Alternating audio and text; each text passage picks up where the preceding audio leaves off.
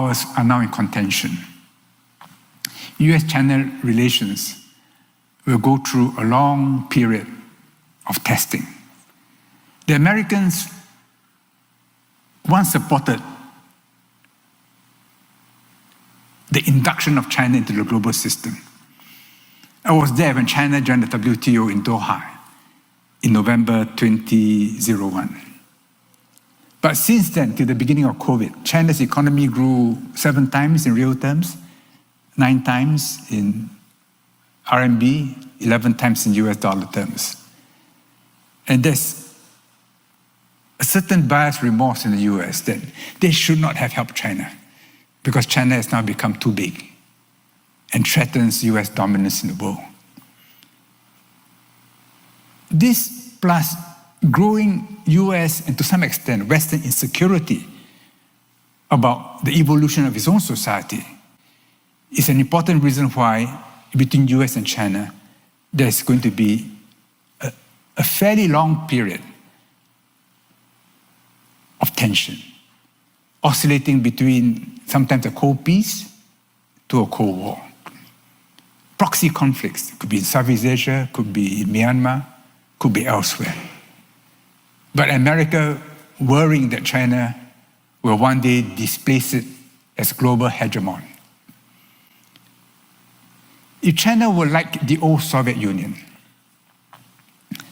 then such a fear is warranted. Then the lessons of the Peloponnesian War, the Thucydides trap, becomes relevant. But China is in fact of a different nature. And while understanding the Greeks give one an important window into the evolution of Western society, the understanding of East Asian society requires a different window, and it is a window into the rise and fall of China. China is unique because it is unusually homogeneous. For a population of 1.4 billion, it is 93% Han. For a population over twice that of Europe, the Chinese have one literature, one written language, one set of heroes.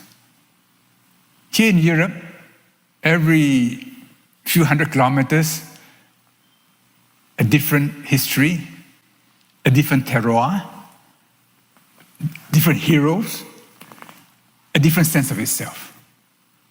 In China, yes, there are regional differences.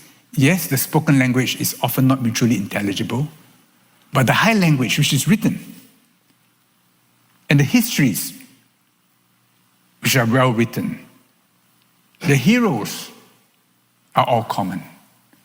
So it's an unusually homogeneous society.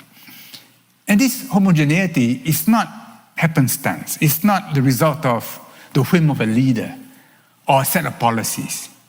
It's in the DNA of the culture and civilization. In reality, the Chinese prefer living in a society which is mostly Chinese. And every time there's a crisis, they will impose controls, like during COVID. The Chinese may complain, but they'll comply. But the non-Chinese will not be able to take it, and they leave. And to some extent, China welcomes them leaving. Then it can batten the hatches,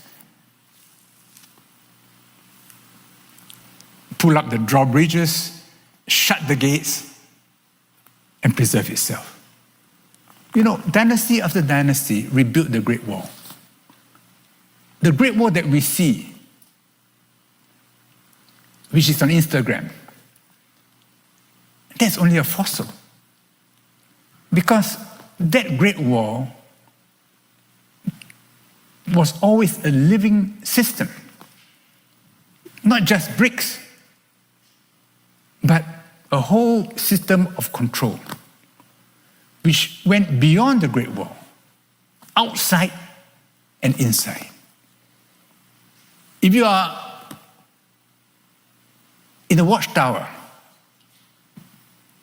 and you are asleep and did not warn people further down the wall or inside the wall, you'll be executed. because it was something life and death.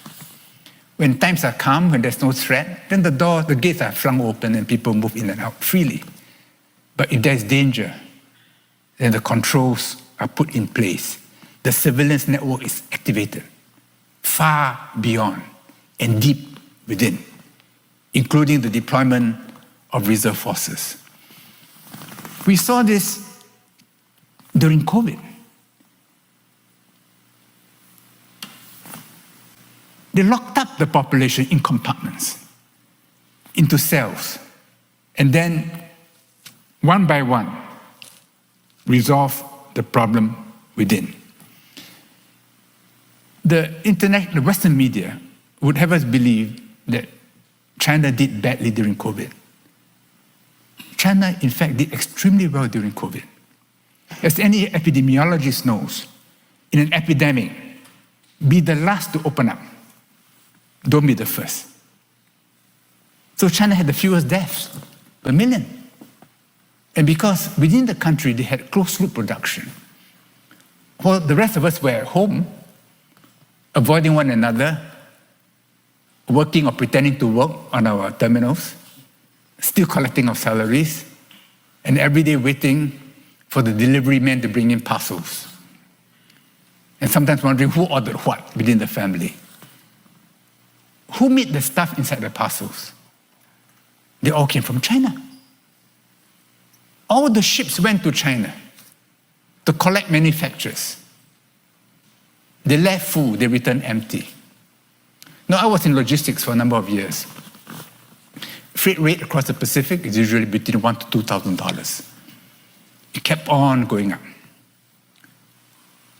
When it reached 5,000, the instruction to the ships was, don't wait for the containers to be unloaded. Leave the containers there. Ship comes back. Because each container costs only about $2,000. And that cost was then described as a supply chain crisis. During those few years, China's merchandise trade surplus broke all records. In 2020, China's merchandise trade surplus was $530 billion. In 2021, it reached $670 billion. In 2022, when all we read about was the pain felt by Shanghainese as a result of the sudden lockdown, the trade surplus went up to $850 billion. And last year it was about the same. When they finally opened up, and they had a car show in Shanghai, Western and Japanese car manufacturers were shocked. Because while they were marking time at home, China pressed on. And today, their EVs dominate the world market. They are by far the biggest maker of cars in the world, and I think has become the biggest exporter of cars in the world, certainly of electric vehicles. My point is, Chinese homogeneity in certain situations is a great strength. But when that highly centralized, internally synchronized system breaks down, when that huge machine gets stuck, its discomfiture goes on for a very long time. And this is the reason for the long cycles of Chinese history. When the Chinese say, we have no imperial desires because this is not in our nature, it is true. Because if you conquer, say like the British did India or other parts of the world, you now have to organize people not like yourself, and whose cultures you're not always able to digest. But in the case of the Chinese, if they stick among Chinese people, it's much easier. Which is why the Americans are mistaken if they think that when the Chinese economy grows, that its behavior will be like that of a Western imperial power or like itself. This cannot be established mathematically, so it has to be established by practice. It may take some time, maybe 20, 30 years, before the Americans are finally convinced that this is the nature of China.